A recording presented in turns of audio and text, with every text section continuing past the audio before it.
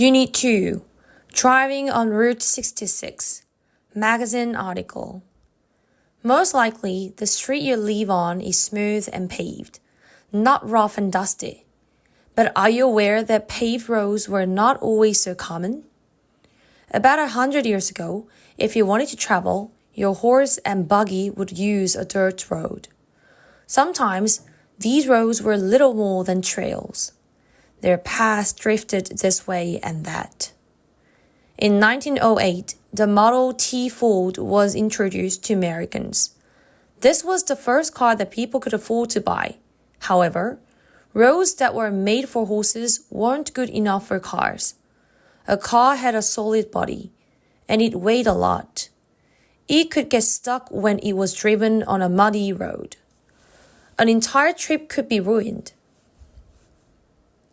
In 1916, Congress set aside money to build roads.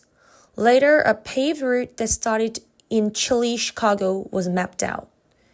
It would go through Oklahoma and end in warm, sunny Los Angeles. The road was named Route 66. In 1938, the last section of the road was paved. Route 66 was a popular highway. Many people were tired of long, cold winters. Their aim was to move to a place with mild weather. They used Route 66 to travel west. Truckers carrying goods used Route 66 too. Motels and restaurants popped up along the highway. Over the next 30 years, many people used Route 66.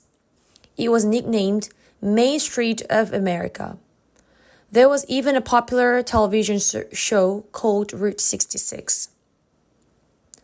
Then came much bigger highways that crossed the country. People were buying newer and faster cars. They wanted better roads and more lanes. By the 1980s, these big highways were in place. This was the beginning of the end for Route 66.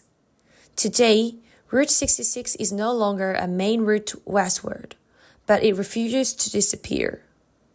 Drivers traveling west on the other roads might take a side trip and travel along Route 66.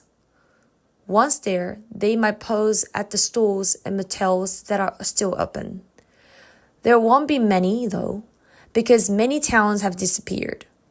Many buildings are empty, and people have moved away. Route 66 is a story of both success and defeat. It was an important road for many years, but then its importance faded. Many people still seek out Route 66 to discover what life on the highway once was like.